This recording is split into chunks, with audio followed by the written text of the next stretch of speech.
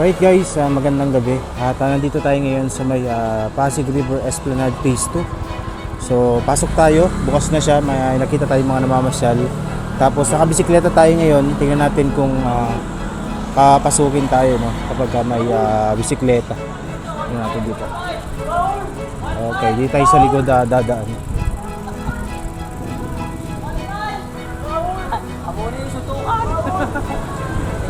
So meron ding entrance dito. Tatanong muna natin kung pwede, no, lalo't meron tayong dalang bisikleta. Ganda. Yun guys, no, so pwede ang bisikleta. Yan, meron din mga naka-skating, roller skating. So tara. Okay, so still ongoing pa rin yung ginagawang pagsaayos dito. Hindi pa talaga siya totally tapos, pero grabe ito. Ganda. Kita nyo ba yan guys? Ang ganda. Tapos yung pinakang sahig niya, parang yung sahig sa Intramuros, no? Parang old bricks ang style. Ang ganda rito. Tapos kitang kita mo yung Binondo Intramuros Bridge. Sa ngayon hindi pa to tapos, hanggang dito pa lang. Pero mahaba pa to kapag natapos. Tapos to, pakita ko sa inyo yung mga lamppost. Ang ganda, oh. Yung mga wall po, ano pala, mga ilaw na nakakabit sa poste. Dito ang liwanag. Kita nyo, bakal, no? Diba ito? Wow, ganda. Dito tayo. Ayan, ito na siya. Oh, grabe, ang ganda, oh.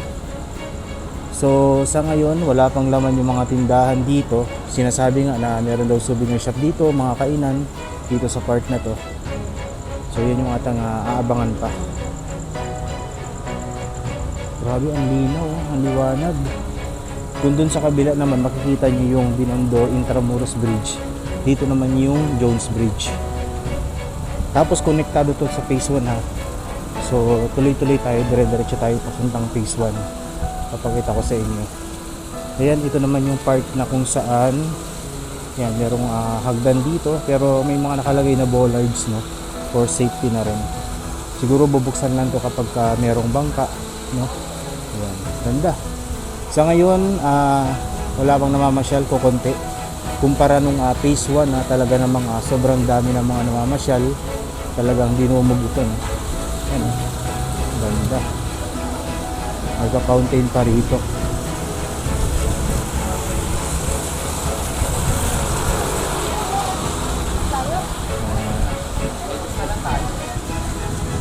And then syempre may mga security na nagbabantay. Ay, ang ganda rito, oh. Kita nyo naman dito, napakaganda.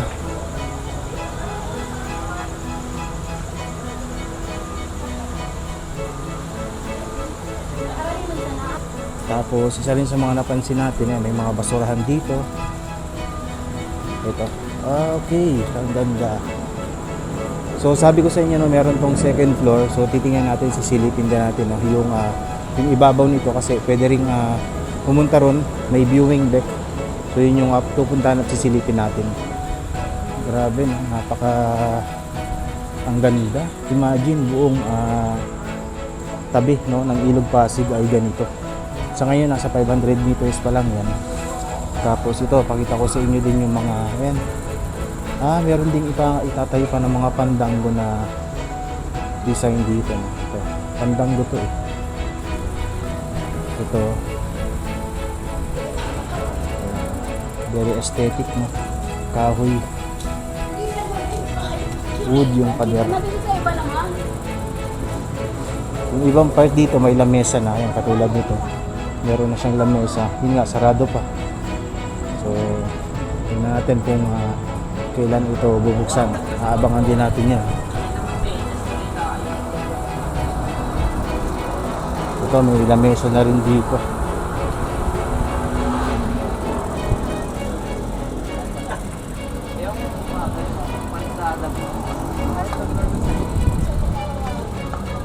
Ito na yung start ng phase 2, no?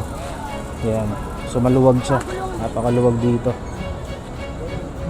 Yung Jones Bridge. So ito yung sinasabi ko sa inyo na taas. So sisilipin natin yan. So yun nga, no, ito yung sinasabi ko sa inyo na pwede nating makita yung mas overlook, no, high overlooking dito. So tara, ito yung bike natin, iwan muna natin dyan. Grabe, ang ganda ng Ilog Pasig, oh. Pati yung kabilang bahagi, kahit walang esplanade, may ilaw naman yung pinakang gilid. So tara, akyatin natin to, silipin lang natin. Actually meron pa pala dito. Ayan, oh, ito, grabe, ang ganda. Kabilaan pala ito, oh. Ayan. Grabe, ang ganda ng view rito. Ayan, dire-diretso rin pala to. Okay, pero dito tayo dadaan sa may hagdan. Tingnan natin, silipin natin.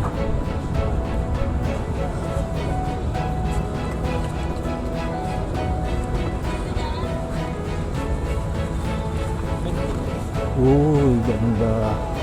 Ito na. Nandito na tayo. So, kitang-kita pa rin natin yung Binondo Intramuros Bridge kung dito tayo nakaharap. And then sa kabila naman, Jones Bridge. Tapos ito yung pinakambaba niya. Hindi na natin makita, bubong na. Tapos ito, yung ganda, oh. Kaya ano pang hinihintay nyo?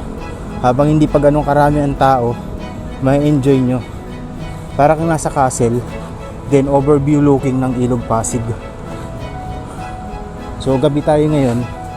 Minsan punta tayo dito ng umaga naman, oh. Ito yung gitna. Tingnan lang natin kasi yung bike natin walang nagbabantay. Oh my god, ang ganda. Ayan, kitang kita rito. Alright, so balik tayo. Dito tayo daan. Dito naman medyo hindi pantay yung daanan dito ng lakaran. So pa-slope siya. Siguro for ano na rin to, no? Para magamit pa rin yung likuran. Tapos ito naman yung dinaanan natin kanina.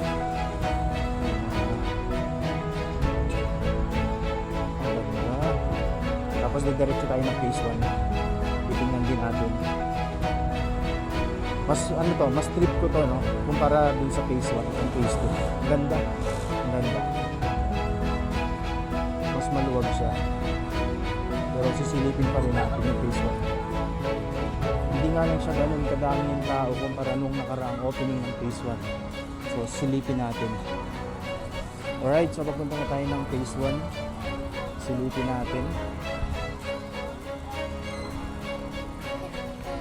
So yun, dire-diretso lang, no?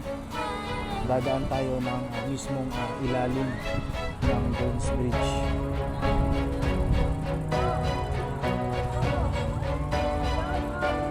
Bridge ito going to Binondo.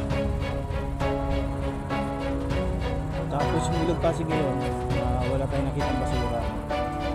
More on konting ano lang, mga water hyacinth.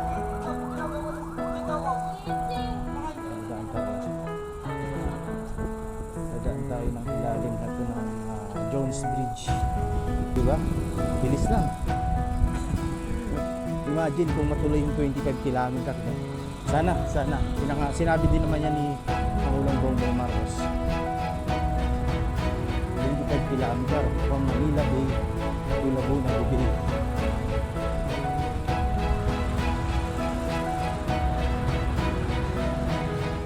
Phase 1. Alam nyo na to. Marami na nakakita nito. Sobrang trending ito ng mga unang araw na bukas pa lamang nito. Naka-open pa lang. So, good thing is maganda, maayos. I-maintain yung kalinisan.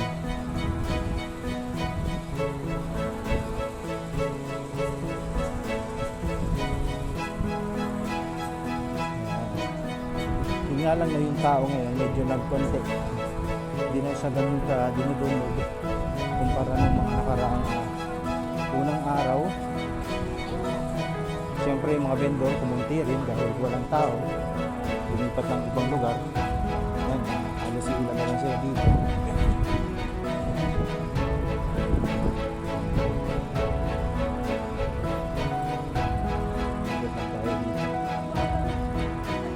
Alright, so yun lang, no?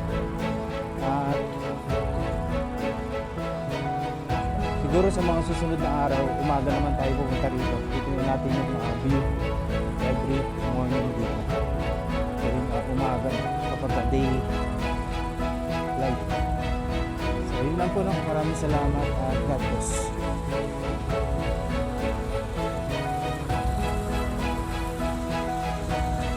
Yun nga pala, no, meron na rin palang CR dito na malapit. So in case na tawagin kayo ng kalikasan, meron na. Ayan.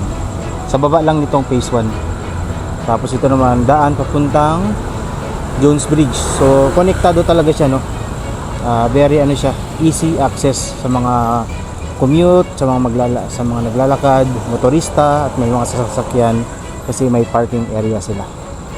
Yun lamang po at maraming salamat.